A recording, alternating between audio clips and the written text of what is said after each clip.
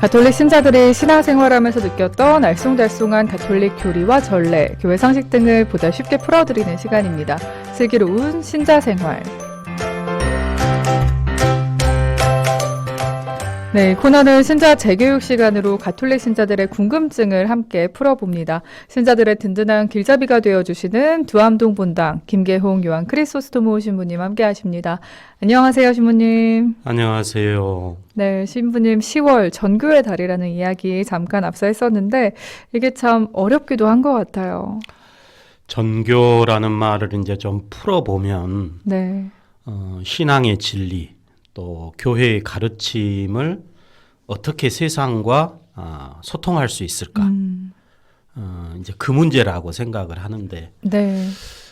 그동안에는 이제 소통의 방식에 대해서 이러저러한 연구와 함께 또 익숙해 있었던 방식들이 많아서 나름대로 이제 노력을 해왔는데 최근에 이제 코로나 문제로 네. 인해서 전통적인 소통의 방식에 지금 문제가 생겼잖아요. 그래서 이제 새로운 소통 방식을 지금 찾아야 될 상황에 놓인 것이죠. 네. 다른 말로 표현을 하면 기존의 전교 방식에서부터 탈피해서 이제 새로운 시대의 변화에 걸맞는 전교 방식을 찾아야 될 것인데 아직은 조금 안개 속이지 않나 하는 생각을 해보면서 하여튼 뭐 하느님께서 우리들에게 더 적절하고 또 알맞은 방식을 찾아갈 수 있도록 이끌어 주시지 않을까 하는 생각을 합니다. 네, 또 의미 있게 보내보면 좋을 것 같습니다. 10월 전교의 달, 또 묵주기도 성월이기도 합니다. 저희가 지난주에도 묵주기도 성월 관련 궁금증을 다뤘는데 오늘도 이어서 좀 풀어보면요. 신부님, 언제부터 10월을 묵주기도 성월, 이 로사리오 성월로 보내게 된 걸까요? 교회가 이제 10월을 묵주기도 성월로 보내게 된 그 역사적인 배경은 네. 오늘날 우리가 처해 있는 상황과 좀 비슷하지 않았을까? 그러니까 교회의 위기 상황 속에서 묵주기도 성월을 지내보자라는 교황님의 제안이 나온 것이죠. 네. 그러니까 1883년에 교회의 가르침을 지키고자 노력을 하셨던 레오 13세 교황님께서 이제 10월을 묵주기도 성월로 이제 선포를 하셨는데요. 네. 그 당시에 교황님이 생각하셨던 그 교회의 위기 상황이라고 하는 것은 어떤 상황이었느냐 하면 우리가 다 잘 알고 있는 1789년부터 시작된 프랑스 혁명. 그러니까 사실 프랑스 혁명이라고 하는 것은 기존의 봉건 체제에 대한 반감이고 그러면서 그 봉건 체제를 폐지하고 자유와 평등의 가치를 드높인 그런 혁명이라고 우리가 받아들인다면 네. 이 프랑스 혁명의 여파가 전반적인 분야에서 변혁의 물결을 일으키고 있었던 그 시대입니다. 이제 사실 교회 역시도 기존 봉건 체제 속에서 한 축을 담당을 했었잖아요. 네. 네. 그러다 보니까 프랑스 혁명 때에도 그랬고 그 이후에도 교회에 대한 반감 그리고 또 교회 내부에서 일어나고 있는 여러 가지 그릇된 이단이 확산이 되면서 교회 상황이 사실상 굉장히 혼란스러웠었고 또 위기의식이 팽배해 있었다라고 볼 수 있는 거죠. 그래서 이제 레오 13세 교황이 그 당시에 그런 교회의 위기 상황을 이제 보다 더 적극적으로 돌파하고자 하는 그런 바람으로 묵주기도 성월을 선포를 하면서 이제 신자들에게 묵주기도를 강조를 하셨다라고 이제 전해집니다. 네. 그 당시에 이제 교황님께서 묵주기도 성월을 선포하시면서 그 배경을 이제 설명을 하시는데 그 내용의 일부분을 인용을 하면 이렇습니다.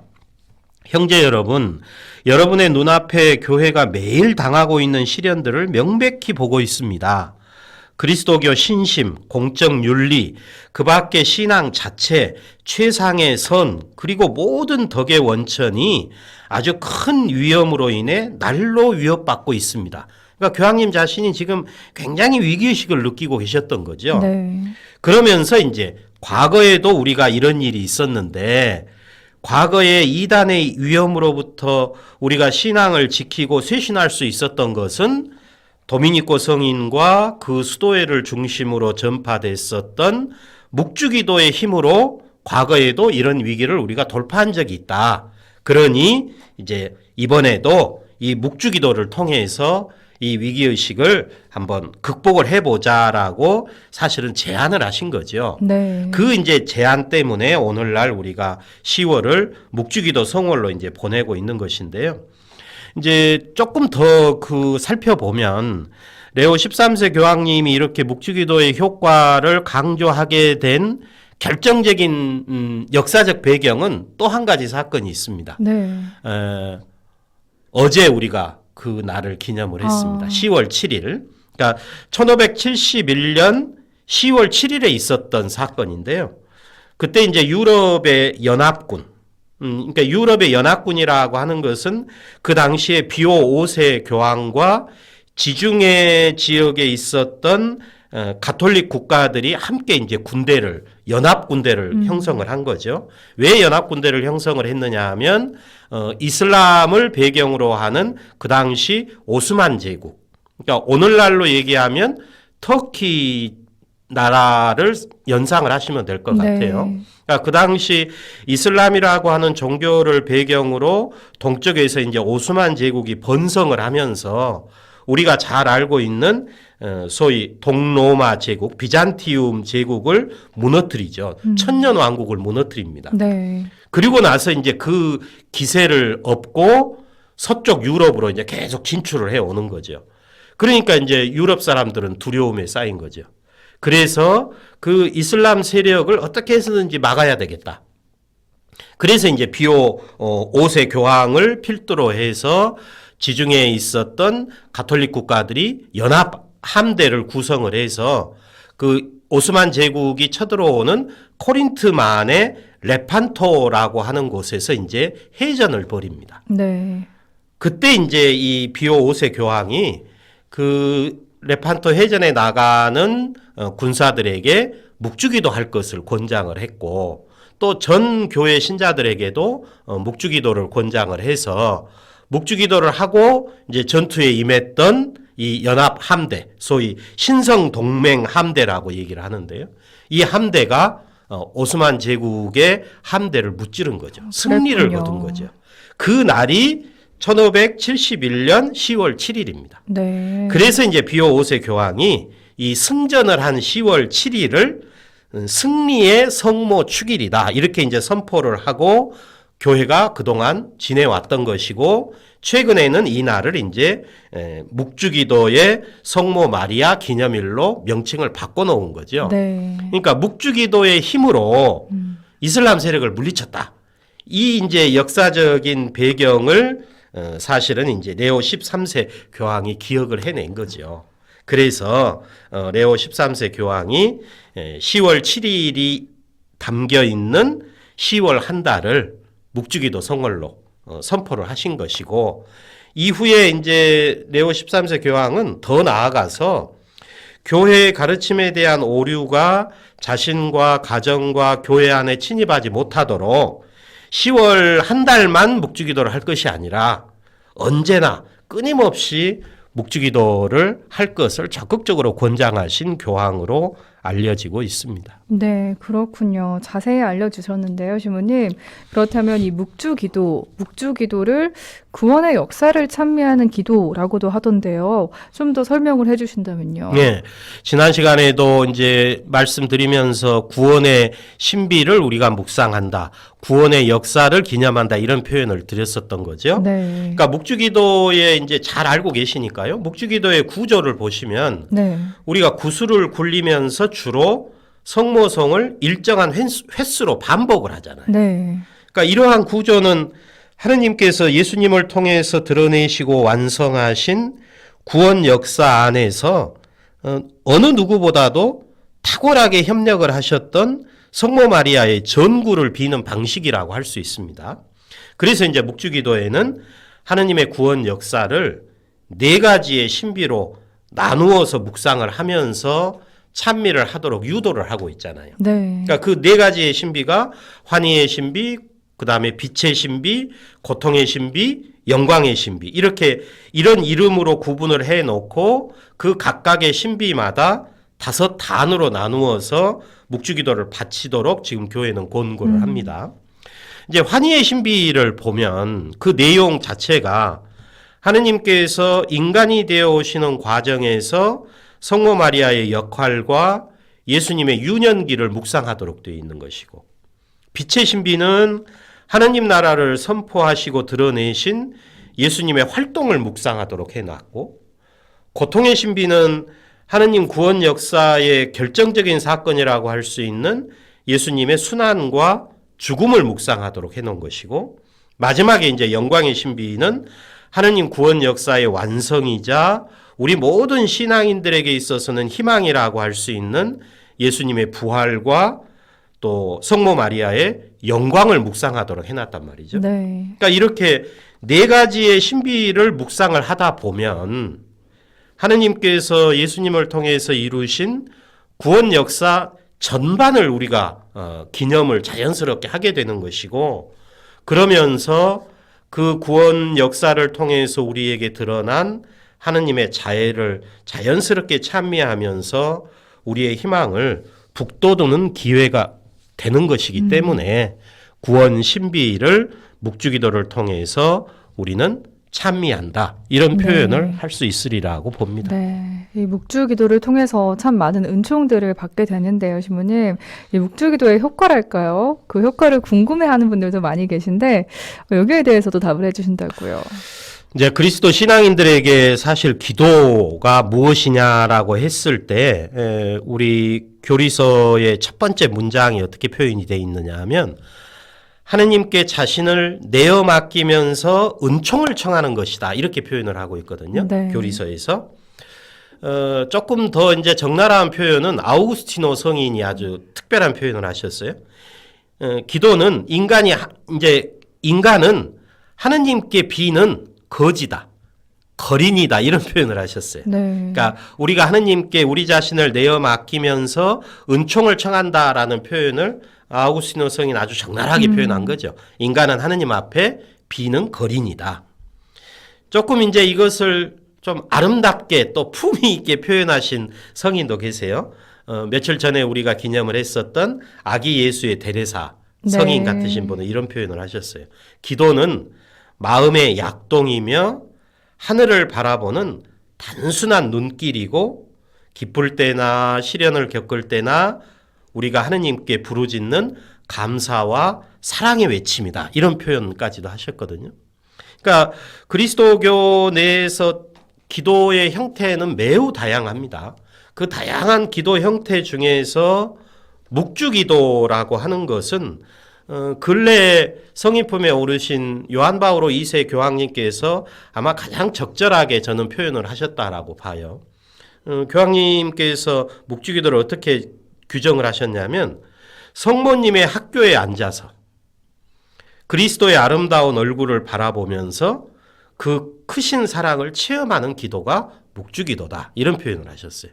그래서 이제 교황님의 이런 표현을 조금 더 풀어서 방금 질문하신 묵주기도의 효과를 우리가 한번 생각을 해보면, 우리가 묵주기도를 바친다라고 하는 것은 첫 번째로 성모님의 눈길을 따라가는 것이다. 이렇게 생각하시면 될 것 같아요. 네. 그러니까 사실 우리가 복음서에 보면 성모님의 눈길은 항상 예수님을 따라가고 있거든요. 네.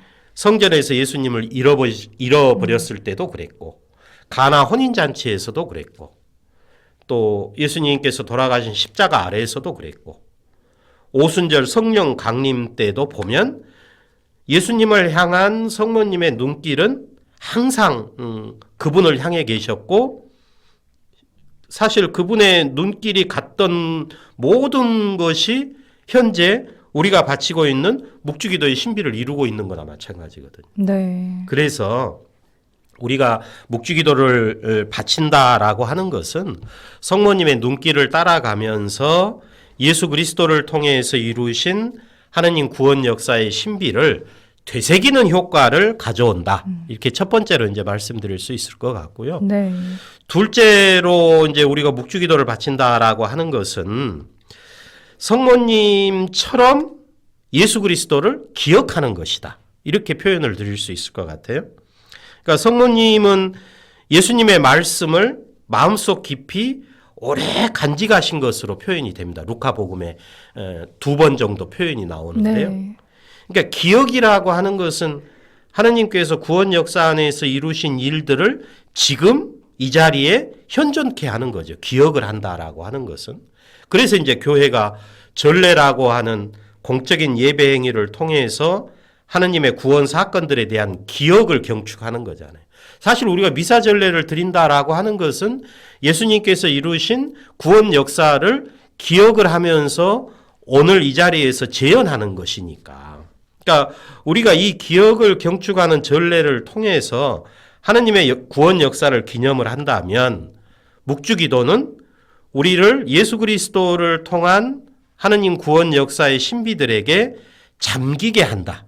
묵상기도니까 네. 잠기게 한다 이렇게 표현을 할 수도 있을 것 같아요. 그래서 사실 성모님보다 예수 그리스도를 잘 아는 사람도 없고 또 예수 그리스도를 통해서 이루어진 구원의 신비를 깊이 깨달을 수 있도록 우리를 성모님처럼 이끌 수 있는 사람도 사실은 없어요. 따라서 우리가 이제 묵주기도를 바친다는 것은 성모님과 함께 예수 그리스도를 통해서 완성된 하나님의 구원 역사의 신비를 깨닫게 하는 효과를 가져온다. 이렇게 이제 표현을 드릴 수 있겠고요. 마지막으로 이제 세 번째로 우리가 묵주기도를 바친다라고 하는 것이 어떤 효과를 가져올까? 그것은 성모님과 함께 예수 그리스도를 닮고자 하는 것이다. 그러니까 성모님은 예수 그리스도를 가장 많이 닮으신 분이다고 생각할 수 있죠. 네. 예수님의 생애와 성모님의 생애가 묵주기도 안에서만큼 깊이 결합되어 있는 기도도 없으리라고 생각을 합니다. 그래서 성모님께서는 우리 안에 그리스도께서 모습을 갖출 때까지 또 그리스도 예수님께서 지니셨던 마음이 우리 안에 간직될 때까지 또 우리가 주 예수 그리스도를 입을 때까지 아마 예수님께 기울이셨던 그 관심으로 우리를 가르치시고 교육하신 분으로 이해할 수 있는 거죠. 그래서 우리가 묵주기도를 바친다라고 하는 것은 교황님 표현 맞다나 성모님의 학교에 앉아서 예수 그리스도를 읽으면서 그분의 신비를 깨닫고 또 그분의 복음을 배우면서 예수 그리스도를 닮아가는 효과를 가져온다. 이렇게 표현할 수 있지 않을까. 네. 그리고 몽포르의 한 성인이 루도비코 성인이요. 묵주기도의 효과에 대해서도 언급을 하셨습니다. 이 부분도 짚어주신다고요, 신부님. 이 성인의 이름이 참 길죠. 루도비코 마리아 그리뇽 드 몽포르. 참 긴 이름인데요. 네. 알고 보면 이제 하나씩 뜯어보면 단순한 이름인 루도비코가 이제 본래 세례명이고 네. 마리아는 이분이 견지성사 받으실 때 추가한 이름이라 그럽니다. 당신의 이제 신심을 표현을 한 것이죠. 네. 그리고 몽포르는 이제 지역, 이분의 고향 이름이라고 생각하시면 되죠. 그래서 보통 몽포르의 성 루도비코, 줄여서 이제 이렇게도 표현을 합니다. 네. 프랑스 사제이셨고 성모 신심과 묵주기도에 대한 남다른 신심을 지니셨던 분으로 알려지고 있습니다. 오늘날에도 성모 신심 단체 중에 가장 이제 이름이 알려져 있는 단체가 레지오 마리에잖아요. 네. 그 레지오 마리에 교본에 보면 이 성인을 레지오의 수호성인 9분 중에 한 분으로 공경을 하고 있습니다. 교본에 이제 실려 있는 내용을 참고로 한번 말씀을 드려보면 1948년 12월 8일에 이제 이 몽포르의 성 루도비코 성인의 동상을 성 베드로 대성전 광장에다가 이제 제막식을 가졌었는데요. 네. 그때 이제 그 성 베드로 대성전의 주임 사제였던 분의 강론에서 이 루도비코 성인에 대해서 이렇게 표현을 하셨다는 거예요. 성인은 수도회를 창립하셨고 선교사였다. 그러면서 동시에 교회의 박사였고 신학자였는데 어느 누구도 하지 못했던 성모학이라고 하는 것을 우리들에게 마련해 준 분이다. 그분은 성모 신심의 뿌리를 매우 깊이 탐구를 해서 널리 보급을 시켰고 우리에게 현세에서 일어나는 모든 성모 발현을 미리 알려주신 분이다. 상당히 이제 과장된 표현이기도 한데 네. 어쨌든 그만큼 이분의 그 성모 신심은 남달랐다라고 하는 것이죠. 그러면서 이제 또 한 분을 저는 기억을 하는데요. 방금 전에도 말씀드렸습니다마는 근래에 성인품을 받으신 요한 바오로 2세 교황님의 생전 그 교황 문장에 보면 네. 바로 이 루도비코 성인의 말씀을 당신 문장 바탕에 표어로 쓰셨어요. 라틴어로는 토투스 투우스라는 것인데요. 우리말로 번역을 하면 모두 주님의 것, 모두 님의 것 이렇게 표현할 수 있는데 이 그 교황 문장의 표어를 이 루도비코 성인이 하셨던 말씀에서 착안을 하신 거예요. 네. 루도비코 성인이 어떤 말씀을 하셨냐면 오 지극히 사랑하올 예수님 주님의 거룩하신 어머니 마리아를 통하여 저는 온전히 주님의 것이오며 제가 가진 모든 것이 주님의 것입니다. 이런 이제 봉헌문을 자주 바치셨는데 그 봉헌문 중에 한 부분을 당신 교황 문장의 바탕 글로 삼으신 거예요. 그만큼 이제 요한 바오로 2세 교황님도 성모 신심과 함께 루도비코 성인에 대한 공경이 남다르셨다라고 볼 수 있겠는데요. 교황님도 당신이 동정 마리아의 묵주기도라고 하는 교서를 발표를 하실 때 이 성인의 말씀을 일부 인용을 하십니다. 네. 거기에 보면 어떤 내용이 나오냐면 우리의 모든 완덕은 예수 그리스도께 동화되고 결합되며 봉헌되는 것입니다. 마리아께서는 모든 피조물 가운데 예수 그리스도를 가장 많이 닮으신 분이므로 모든 신심 가운데의 성모 신심은 우리 영혼을 주님께 바쳐 주님과 동화되게 하는 것입니다. 이렇게 이제 인용을 하시거든요. 그러니까 결국 몽포르의 성 루도비코 성인의 말씀도 그렇고 또 그분이 가지셨던 성모 신심의 영성을 통해서 봤을 때 묵주기도라고 하는 것은 성모님과 함께 그리스도를 기억하고 배우고 또 그리스도를 닮기 위해서 우리가 노력하는 하나의 수단이고 방법이다. 이렇게 이해할 수 있지 않나 싶습니다. 네, 신부님께서 많이 강조해 주신 성모님과 함께 예수님을 닮아가는 노력을 하는 이 묵주기도, 저희가 묵주기도 성을 보내면서 정말 열심히 바쳐야겠습니다. 오늘 두암동분당 김계홍 요한 크리소스토모 신부님과 함께 했고요. 신부님과는 여기서 인사 나누겠습니다. 감사합니다, 신부님. 감사합니다.